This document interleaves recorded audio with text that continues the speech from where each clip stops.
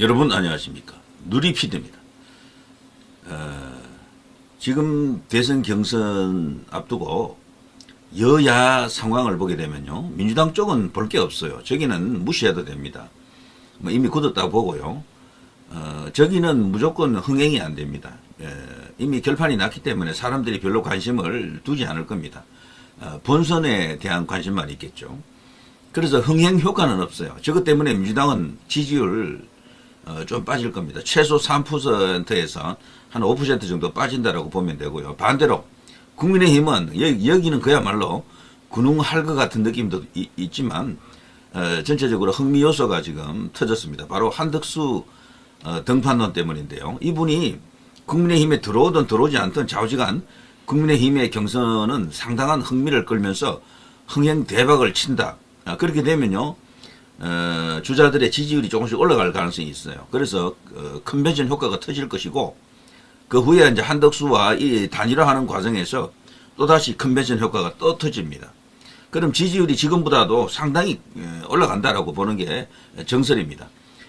지금 전체적으로 그 한덕수 효과로 인해 가지고 이 대선에 대한 기대치가 상당히 올라가고 있죠.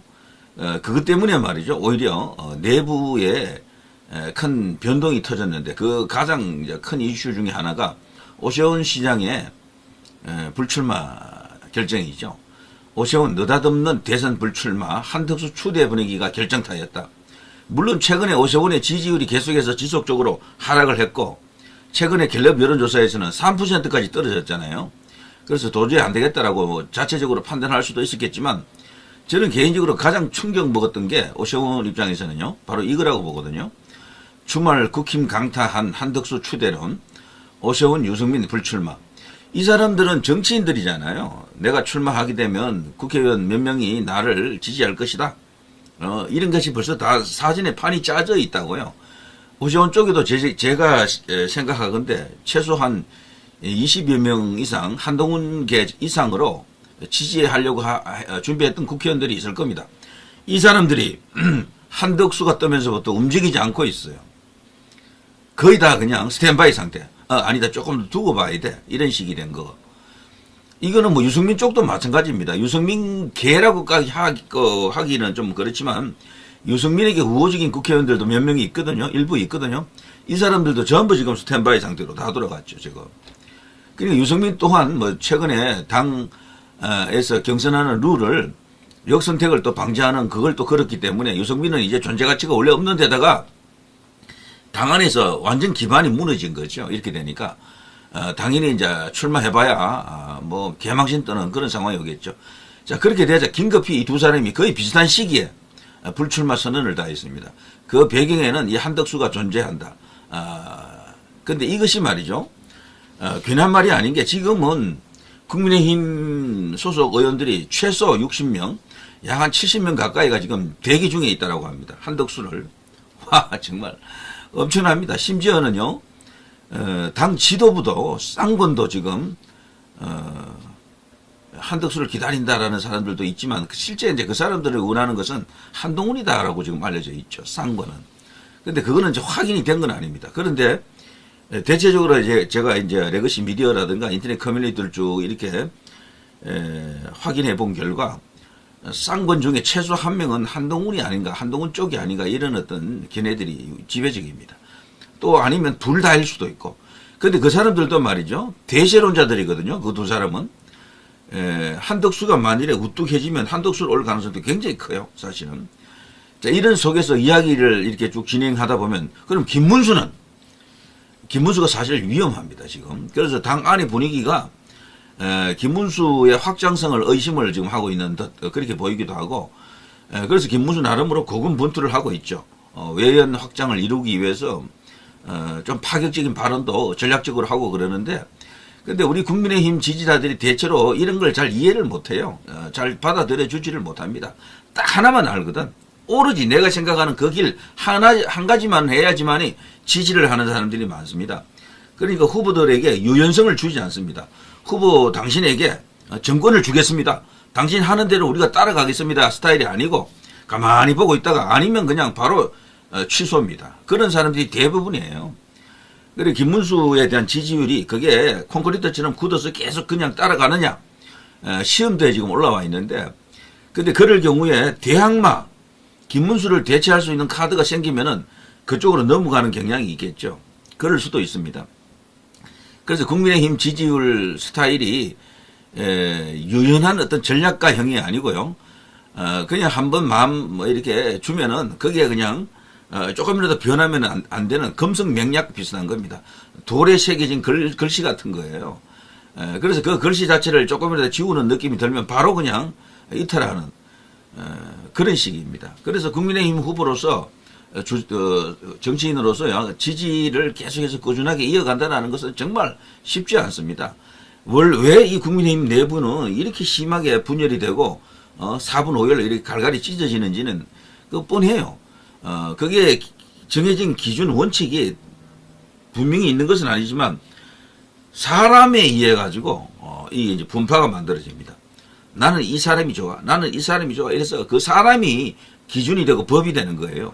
실질적으로 애국, 우파, 자유 이런 걸 이야기하지만 그보다 더 중요한 것은 사람이라고 사람. 그러니까 사람 때문에 박근혜, 윤석열 또 이런 식으로 이제 사람인 거죠, 사람. 근데 그 사람 쪽으로 움직이다 보니까 이렇게 다 이렇게 분열이 되는 그런 현상이 계속 이제 이어지고 있다 해도 과언이 아니죠. 자, 아무튼 이런 상황 속에서 오세훈 아웃, 자 유승민 아웃, 원희룡은 이미 출마를 안 한다 그랬고요. 자, 이렇게 되면은 전체적으로 가닥을 잡기가 좀 쉬울 텐데, 자, 국민의힘 과연 어떻게 될 것인가? 최근에 나온 지지율 중에 가장 경악할 지지율이 이거죠. 김문수가 지금 지지율이 엄청나게 빠졌습니다. 16.3에서 10.9. 저는 이번에 이 리얼미터 여론조사, 이게 에너지경제신문이 의뢰해가지고 리얼미터가 지금 뽑아낸 건데요. 가장 이 다른 여론조사하고 다른 결과가 나온 게 이거라고 보거든요. 여기는 이재명은 비슷하게 나온 거고요. 49.5에서 48.8이고, 김문수 같은 경우는 16.3이 10.9로 거의 50% 정도가 날아가 버렸어요, 그냥. 이거는 너무도 금당이거든. 여기 이 배경에는 한덕수가 있는 겁니다. 한덕수가 이 김문수 지지율을 상당히 이제 가져가 버렸어요. 여기서. 그러니까 김문수가 최근에 이제 외연 확장을 위해서 뭔가 이렇게 노력을 좀 했고, 이런저런 과정 속에서, 논란이 좀 일어났잖아요. 그것 때문에 지지율이 일부 빠졌다라고 생각이 되고, 그리고 기본적으로 외연 확장에 대한 김문수로 중도 확장이 되겠어라고 하는 의심하는 그런 목소리도 있었죠. 그래서 그런 것들이 골고루 이제 이렇게 적용이 됐는지 아무튼 지지율이 너무도 충격적으로 빠졌고요. 한덕수는 여기 처음 들어왔는데 여기서는 거의 9% 가까이 나왔고요. 한동훈 6.2, 홍준표 5.2, 이준석 3.0, 유승민 2.7, 오세훈 2.6. 요 2.7, 2.6은 사라진 지지율이니까 요거는 나중에 누군가에게로 가겠죠. 안철수 2.4. 쭉 이렇게 나왔습니다. 야권은요, 이재명 혼자 있고 나머지는 없는 거랑 마찬가지예요. 1.3, 1.2, 0.9 이런 식이니까요. 그러니까 야권은 여기 이제 볼 것도 없습니다. 자, 여기서 충격적이게도 야권 후보 총합이 55.1, 여권 후보 총합이 36.6, 상당한 차이가 있죠. 거의 20% 가까이 지금 차이 나잖아요. 총합에서. 이거는 그 어떤 여론조사보다도 많이 차이 나는 것이다. 리얼미터, 이거 정말 냄새 난다. 이렇게 이제 볼 수밖에 없는 그런 느낌도 드는데요. 그렇지만, 이것도 상당히 중요한 지표로서 작용할 것 같습니다. 보시면, 대선주자 가상 양자 대결에서도, 이재명이가요, 26 내지 35%포인트 차이로 아주 넉넉한, 우세, 압도적인 우세죠. 이 정도면. 여기 보면요, 한덕수에게는, 26.6% 차이로 이기고 있고, 김문수에게는 29% 차이로, 홍준표에게는 31.9% 차이, 한동훈에게는 35.7%포인트 차이로, 한동훈에게는요, 거의 몇 배입니까? 54대 18.3이니까, 한동훈은, 문 닫아야 되겠다, 이 정도면은. 여기 54대 18이면은요, 이게 3배 차이 나는 거잖아, 딱 3배. 3대 1이네, 그냥. 그러니까 여기 지금 그나마 해볼 만한 것은요, 여기 이제 한덕수, 김문수 정도다, 이런 이야기고요.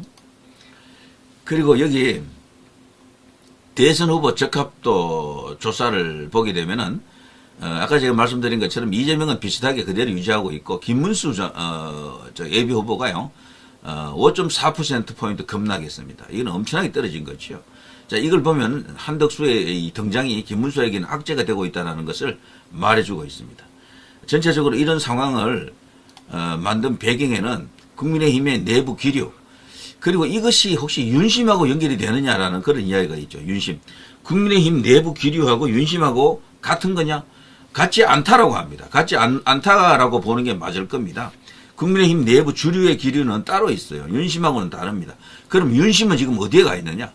요즘 나오는 이야기가 한덕수가 윤심이 아닌가 이런 주장도 있고, 아니다, 윤상현 의원이 출마한다, 윤상현이 윤심이다 이런 말도 있고요. 아니다, 나경원이 윤심일 것이다, 여러 가지 이야기가 있어요. 지금 알기 어렵습니다, 솔직히.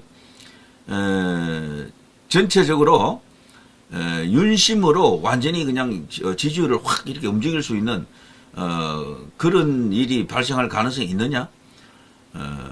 그래서 약간의 효과는 있겠지만 압도적일 가능성은 높지 않다라고 보는 게 일반적입니다. 왜냐하면은 이 현재 권력, 그것도 이제 탄핵이 이제 끝나버렸잖아요. 그 상황 속에서 윤 대통령의 영향력으로 완전 패를 쥐고 왔다 갔다 하게 할 수 있는 힘은 사실 행사하기 어렵다.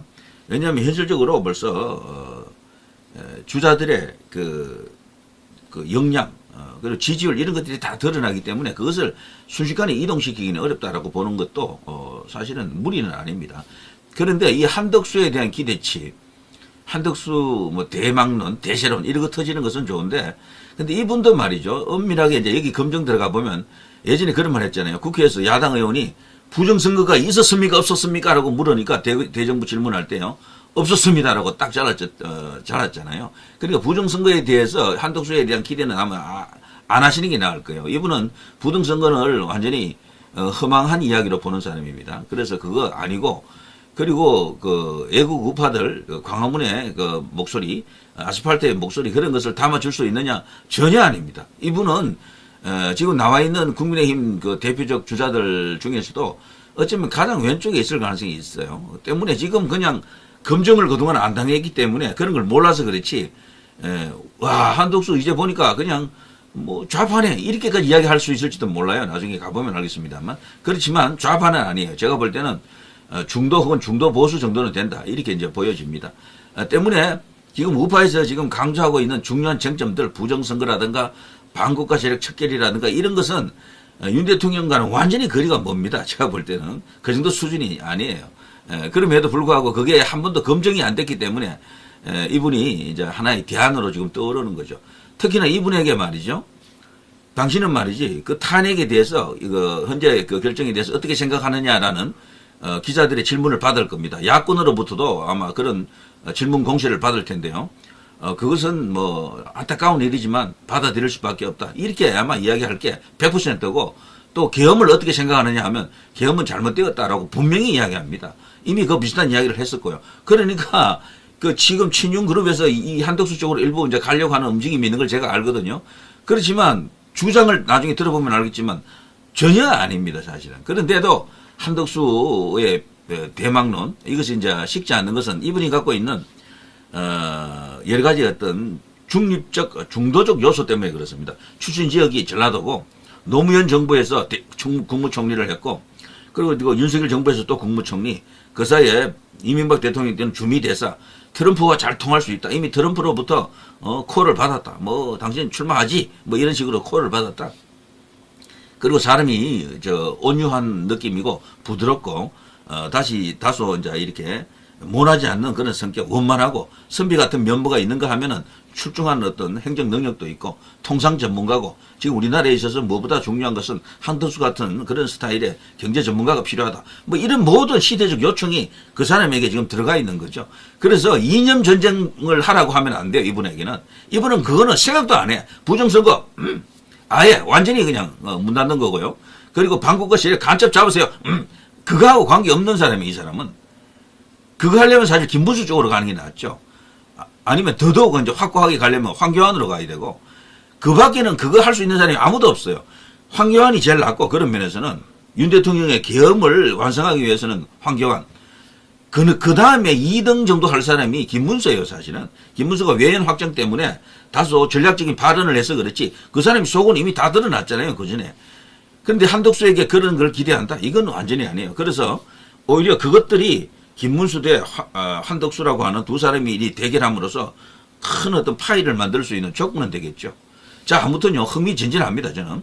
자, 누리 PD 김준희였습니다.